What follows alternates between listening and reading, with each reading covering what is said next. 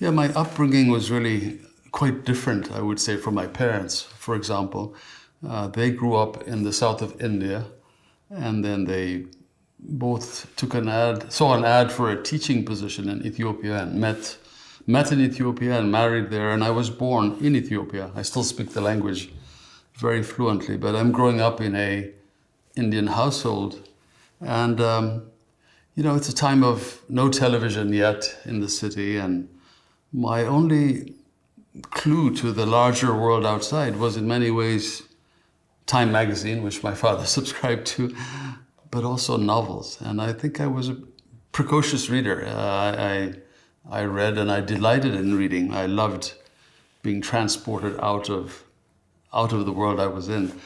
And, Indian parents can be, I sometimes say, very much like Jewish parents. You can either be a doctor, a lawyer, or a failure. These are your options, They're very tuned to the professions. And I must say, I never really felt any particular calling until I read Of Human Bondage by Somerset Maugham and another book, The Citadel by A.J. Cronin. And I think that's the power of books, is that they can take a mind that's, unformed and take the ship that is your life and point it in a new direction.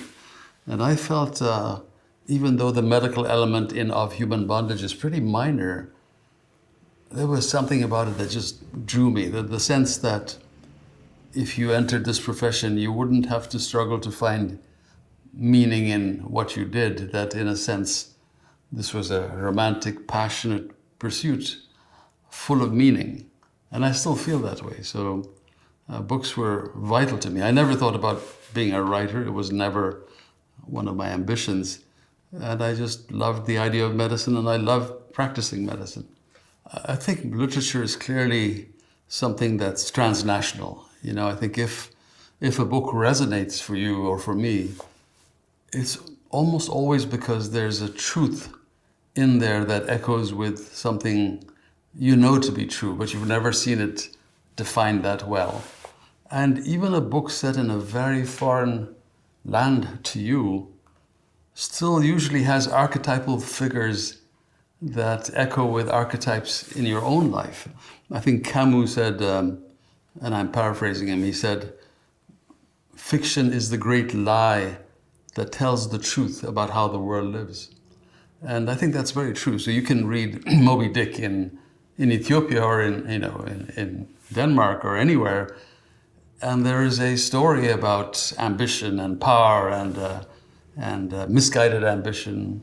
It's all in there, and it's equally important to you as it is to me, even though geographically we are very different places. Mm-hmm. I think books do help you position yourself in a new land. I mean, as unfamiliar as a land may be to you, it's amazing how reading the literature of that country, in a way, is almost a better introduction than being there. For people who don't read. People in that country who don't read are not tapping into a vast source of wealth. I've always believed in that phrase, geography is destiny. And I think it was ascribed to Napoleon, who talked about it in the context of France and where it sat.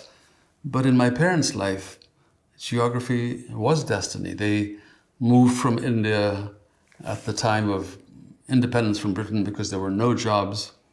And because they moved to Africa, their destiny changed. And because I was born in Africa, my destiny was very different from theirs. And eventually they landed up in America, and some years later I followed. And, I think that was another complete change in my destiny.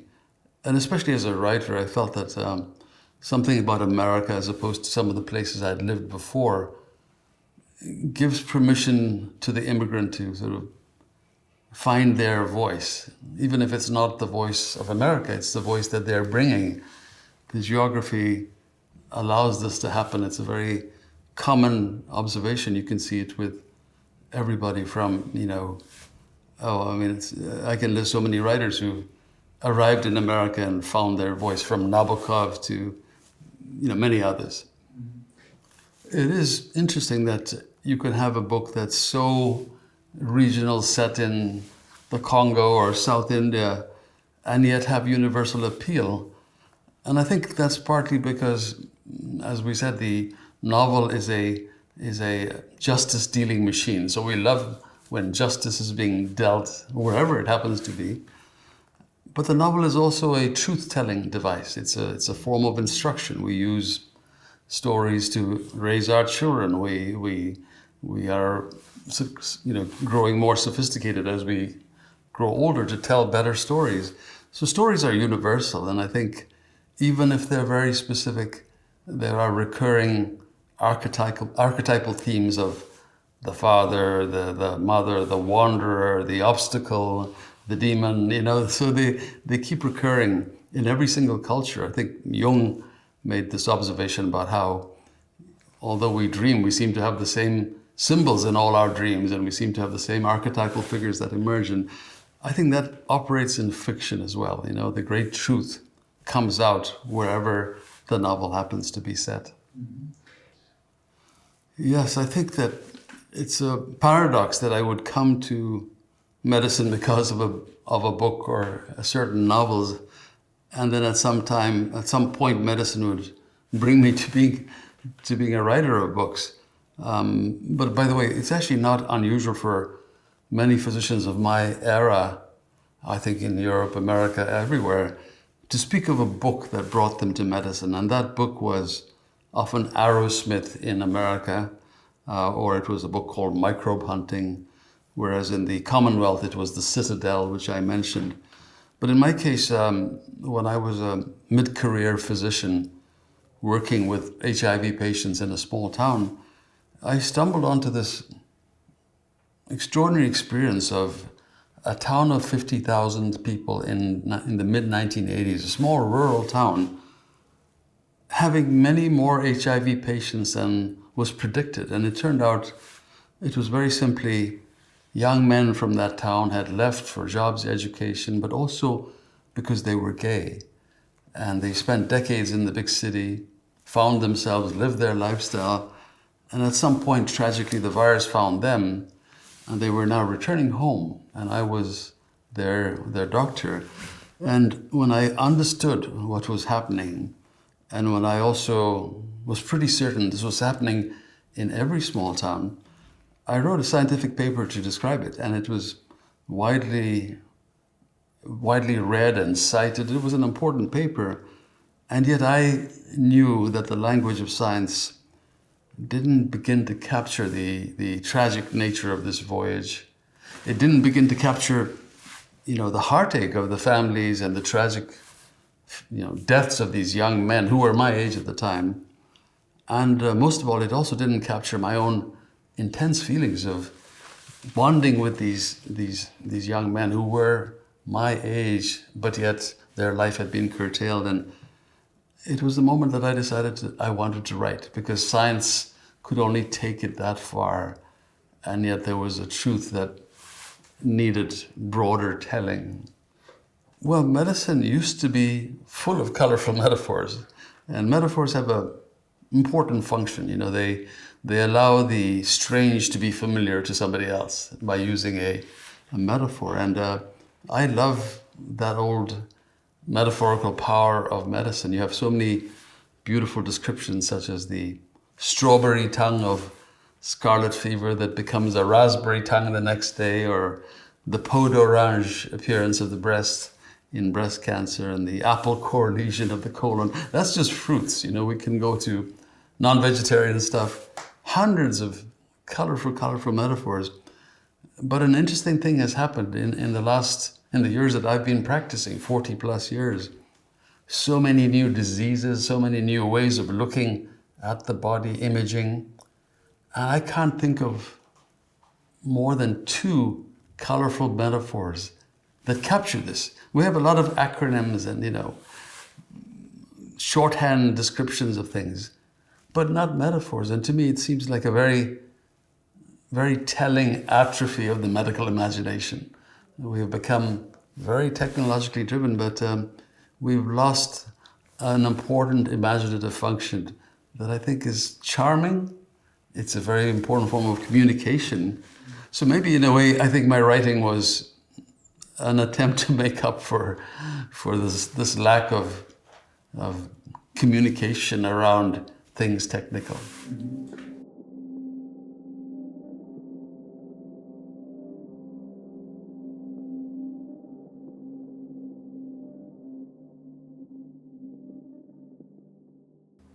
It's interesting when people would ask me if the novel Cutting for Stone, for example, was autobiographical, I would always resist that because, I'm not a twin, my mother was not a nun, And the longer I have gone from the moment of writing it, I realize that's disingenuous. That's probably not true. I think all novels are, in fact, autobiographical. I mean, after all, what can you draw on? Even if you're writing the most fantastic science fiction, at some level you are the interpreter of this imaginative world, and so you can't help but have it be colored by who you are.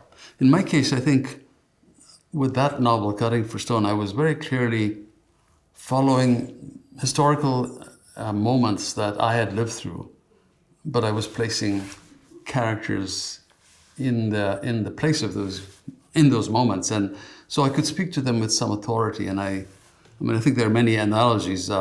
Hemingway, not to compare myself with Hemingway by any means, but he volunteered during the World War I and was badly wounded, and he set his novel, A Farewell to Arms, in a war zone, and the main character gets wounded. The main character falls in love with a nurse, which was very true of what happened to Hemingway. So I think you draw on moments you've lived through. Even if you fictionalize them, you still bring an authority. And also maybe subconsciously you don't realize that you are being much more autobiographical than you think. For example, in Cutting for Stone, there was a small scene where the twins are on a plane with their adopted mother, and or rather their adopted mother's on a plane, and the pilot is going to divert the plane to deliver drugs somewhere, and she pitches a fit. She throws a tantrum, and the pilot also fakes an emergency, an engine failure, in order to be allowed to land here. And in the process of making this abrupt movement with the plane, a little boy who was clutching a toy plane in his hand breaks his leg. And my older brother read this, and he reminded me that we had taken a journey like that with my mother, which I knew. The plane was diverted to deliver drugs, which I also remembered. What I did not remember, but which he told me, was that I was clutching a toy plane in my hand throughout that trip. And when he read that, he remembered it, and I didn't. So it makes you wonder how much else from the subconscious filters through, and you're just simply not aware of it. I think memory is fascinating. I mean, my mother, when she was in her 70s and now living in America, having moved 3 continents, was asked by my niece, her first granddaughter, who was her namesake, grandmother Amachi, she said, "What was it like when you were 5 years old?" And my mother struggled to, how does she capture for this 5-year-old child growing up in America what her world 70 years before, in a village with no water or electricity, and yet a very privileged existence by comparison to people around them, how does she convey the richness of that world to this child? And so my mother began writing longhand anecdotes of her childhood. And they were familiar to us, but interestingly, over time and in the writing, they had become considerably embellished.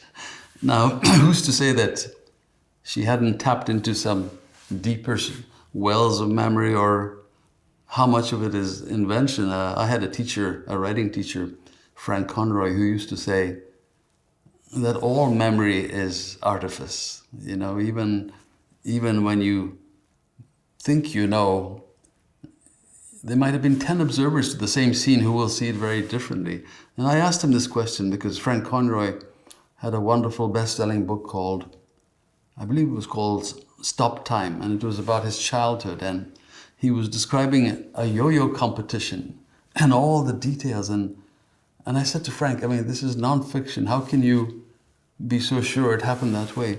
And he says the reader understands, all memory. If you tell me about something from the past, it's your best recollection, and it can be very vivid and totally wrong as well. So I think memory is fascinating. It's a form of expression. There's another wonderful quote that I don't know who said this, but it says, the past is unreliable. Only the future is certain. And when I first heard that, it sounded absurd. But the more I've had it sit with me, the more sense it makes. Everything we think about the past is colored by our emotions, by our present. And so it's totally unreliable.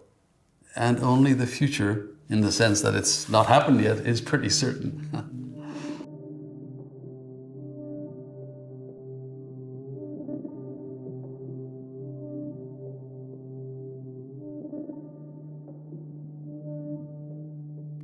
In the particular novel I wrote, Covenant of Water, because it was set in Kerala, water is inescapable. I mean, Kerala is a very narrow strip of coastal territory trapped between a long mountain range and the sea.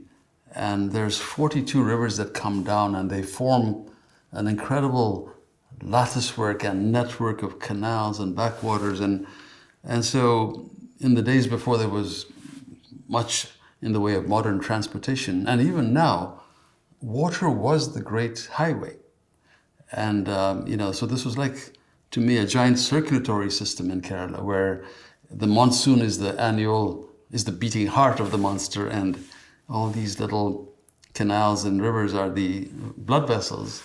And so people literally learn to swim before they walk. And so you can't escape the metaphor of water. And I think if I set a story there, I've always believed that, the geography of a place is so particular that it does become a character. It influences how people behave. If I took that same story and set it in Copenhagen, say, I think it would be, by its very nature, a very different story. And it got me really reflecting even more on water. I mean, as a physician, I know we are 2/3 water, and we are nurtured in the womb in a very watery incubator, and we come out into a dry world. But water is also symbolically terribly important. I think we use it for baptism routines, and there's a friend of mine who's a physician, but he has become now a rabbi, and he's the chaplain for the hospital, the Jewish chaplain, and he told me something very powerful. He says that every time he goes into a room to visit a patient, when he washes his hands, he reminds himself that he's entering sacred space. And I found that image very useful personally, because when you wash or gel, whatever you do, it's a reminder that the patient's problems are unique and they want your full attention. And you are indeed entering sacred space. This might feel routine to you because you're doing it all day, but it's not routine to the patient. And so I love the symbolism of water. I think I have a new appreciation for it. But in this novel, water was particularly important because of the state, but also because I introduced this condition for the characters in the novel where they had a rare disease where people over many generations had drowned in shallow bodies of waters, from ponds to bathtubs. And so it became ironic that they were living in this very watery environment because they were truly handicapped. I get asked a lot about what seems to many readers the number of deaths in this novel, but really they were not excessive for that time period. I'm actually being very true to the times. The novel Covenant was very much inspired by my mother, as we mentioned, but also my main characters were shaped around my grandmothers, who were incredibly heroic women, but the kind of heroic people that nobody else will ever know about. And you and I know people like that. They deserve to be adored and adulated, but nobody will know about them. And each of my grandmothers lost their only son in one instance and their oldest son in another to typhoid fever and to rabies.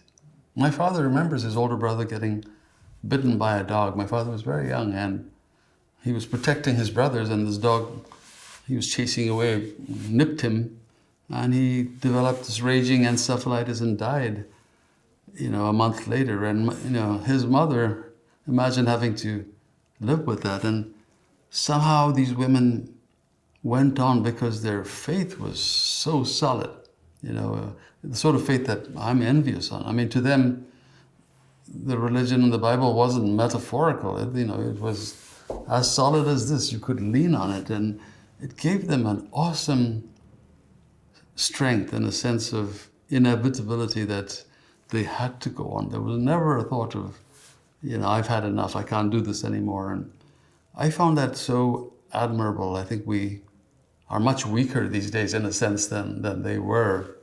So I wanted to bring that out. So I really I'm not preoccupied with death. I wasn't trying to titillate the reader with deaths. This was really the truth of that era, 1900 to 1970.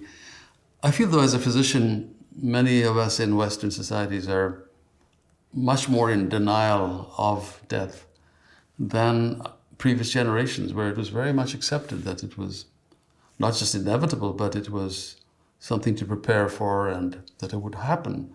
It almost seems like a surprise, a betrayal. Even at the end of a life, it seems that way, understandably, but more so in this day and age. And I think part of that is that we have made death seem so avoidable in all our TV shows and the stunt scenes where the car jumps over this and the man leaps over that. But in truth, a lot more cars don't make it, and a lot more people who jump get knocked over. So death is much more common than people realize. And from my perspective in the hospital, I obviously see more death, and I'm much more aware of it. And I think it gives life poignancy to be that aware of death. There's the poet Wallace Stevens, I believe, who made the observation that if a rose always stayed perfect, it would not be something we like. It would be a weed. It would be a nuisance. It would be all over the place. What makes a rose so beautiful visually is the fact that it blooms and then it withers and dies. And it's the transience, it's the ephemeral quality of the beauty, which is precisely why we have roses as symbols of beauty, because they are evanescent, they are transient, they are not destined to stay that way forever. And I find that to be true of life.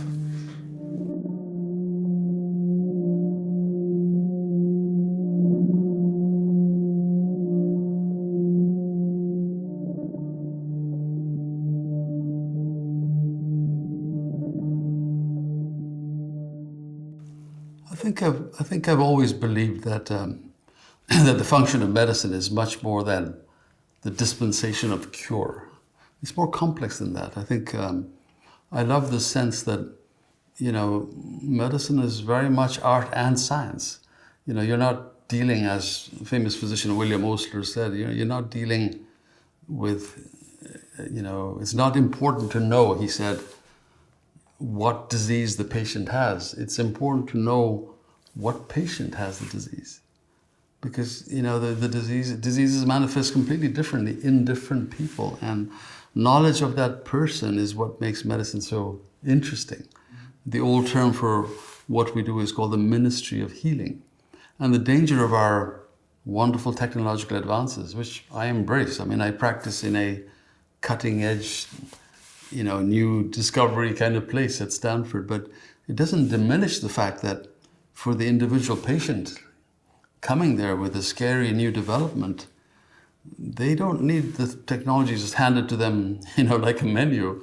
They need a human being to interact with them. And I think the subtext of many serious illness is you become infantilized, and your message subconsciously might be, Daddy, Mommy, please help me. I mean, that sounds very paternalistic, and I'm not suggesting that we become paternalistic, but I am suggesting that we acknowledge that that is happening. Even if they're talking to you very rationally, you have to understand that at another level, they're probably very scared. And I was humbled in medicine myself by HIV, by suddenly having this disease where I could not cure. We could not cure in the early days. And it allowed us to discover what it meant to heal when we could not cure. And sometimes my students struggle to understand that, and I think it sounds a bit new age hokey, but I use this analogy, which I'd love to use with you, which is that if you imagine leaving our wonderful meeting today and you go home and you find your doors open in the house, even though you locked it, and you step inside, you see the lock is broken and inside everything is tossed around, your valuables, money, jewelry, electronics is all gone. And you're going to be devastated at two levels. At one level, it's my precious, valuable stuff, you can put a figure on how much value it had, is gone. At a second level, it's somebody violated the sanctity of your space. It's a spiritual violation. And if moments later the police show up and say, we caught the person who did this, here's all your stuff back. At that moment you're cured, but you're not healed. You might be so disturbed that someone came there that you might actually move from the house, even though you've lost nothing, but you've lost something. And I think all illness has those two qualities. You break your little finger, at one level you have a non-displaced fracture of your middle phalanx, but another level it's, why me? Why now? Why my right hand? I was just about to, we have a whole story that's nothing to do with the physical violation. It's the sense of spiritual violation. With diseases like cancer, HIV, or any serious illness, the sense of violation is huge. And it's a mistake to think that we can just dispense the treatment and all's well. People are often traumatized well beyond that. And I love that aspect of medicine, being able to recognize sometimes the cure is easy, the violation is maybe incurable, or the converse. It's a powerful thing. I get asked that a lot, whether medicine makes you a better writer, and conversely what writing does for medicine. I think that you can be a physician, and unless you read a lot and know what the bar is, what the standard is, and appreciate good literature, it's hard to be any sort of writer. But assuming that you do read a lot and that you really thought about, technique, I do think that there are some advantages that medicine gives you, which is you have the discipline, you know how to work hard if that's what you want. You also, especially in my field of internal medicine, you have the training of taking disparate observations and pulling them together to make one cogent story, which is in a sense what writers also do. You're providing certain facts and scenes, but you want them all to come together. And I think also intense observation. I heard the phrase, God is in the details, both in medical school and in writing programs. I think being able to really look at people and observe the telling details that stick in the reader's memory. I don't doubt that I'm calling on some degree of my medical training, but not too much. I think conversely, I'm never directly conscious of when I'm seeing a patient, this would make a good story. It never crosses my mind. But I do find myself, when there's a difficult diagnostic situation, which is not common, believe it or not, most of the time it's fairly straightforward. Most of the time the residents and the trainees, they already have it sorted out, but every now and then it's not. And usually I always think it's not because, if I am able to help a little bit, it's not because I bring some specialized knowledge. It's just that I listen perhaps more carefully, and I bring out more of the person's story. And I have a bigger repertoire of stories in my head to match that story to. And so therefore I'm able to point this in the right direction, if I am able to. Or at times when, there's nothing more to do medically. Because I'm intensely conscious as a storyteller of the human dimension, and I should be that way as a physician too, but because of the writing, I think I'm really intent on the person's emotional state in a way that I think writing has helped me understand. It's helped me understand myself most of all. I think whenever I write, I always think I'm writing to understand what I'm thinking. There's some quality about writing that is different from just walking past the river and thinking these thoughts. The moment you try to write, call it the muse, call it God, call it angels, something kicks in, maybe the subconscious. And so the act of writing, I think, has made me more deliberate in my approach to many things.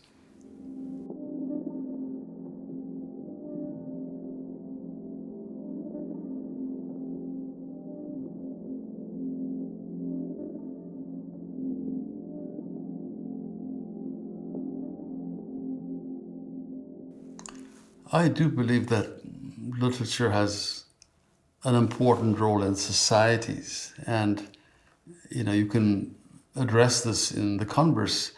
Any society that begins to ban books or restrict speech is also a society that's in trouble. That's not democratic, not a place you'd want to live.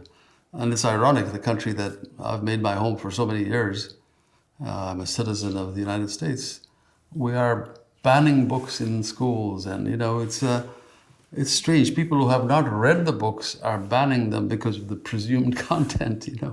It's alarming, and so I think authors have a responsibility to speak out and to try their best to contradict that. I do think that that there's a way that books can give hope. They can actually suggest to you that there are better ways, and there's a way out of these kinds of impasses, but it requires people to read. My biggest concern, not just selfishly as an author who wants to be read, but is that the more we hijack our brains with short bite information as opposed to the long form, which is the delight of a conversation like this, we are also shortchanging a kind of truth-telling process that happens within us. I think Hermann Hesse, in the aftermath of World War I, wrote to a young German writer who was in despair. And Hermann Hesse wrote to him and said, "You realize that the external gods that you were looking to have failed you. It's time for you to find the God within."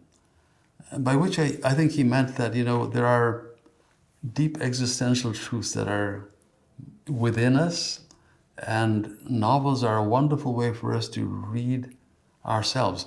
Proust actually said just that we don't read the novel reads us. We respond to it because it's diagnosing us, and it's doing something to our soul to explain who we are. And so I think the moment societies don't read very much and are not reflective and begin to censor and ban books, and you're on the verge of something very, very dangerous. I'm not typically an outspoken political person. Many authors feel that I have a platform, I have to speak out about everything, but honestly, I've never felt compelled to do that. I feel like I'll speak out about medicine and the things I care about. But I found myself recently being much more willing to speak out because it's really not about one candidate versus another. It's about the future. It's about the climate. It's about our kids and my grandkids and, what the world would look like. And I have a duty to speak out about that. And I do my best through the novels, but I'm also using other forums. And so coming back to what you originally postulated, I think the mark of our societies is that a book can suddenly take the place by storm and, capture people's imagination, and it can change people. One example, before I finish this long-winded answer I'm giving you, but take Uncle Tom's Cabin in America. That one novel, for all its weaknesses, it ended slavery in America. It wasn't a president, it wasn't a civil war. One novel captured the public's imagination and made them realize that this was not palatable to own and sell other human beings. Similarly, in the UK, one book, The Citadel, describing medical conditions in a small Welsh mining town, so captured the public's imagination that it is credited with the creation of the National Health Service because of that novel. That is the power of fiction. I would say it's harder for that to happen now, but not impossible. You know, you still see books taking off and capturing public's imagination, and I think that's a mark of a good society, that it can happen. I'm an optimist, so I have great faith that the goodness comes out.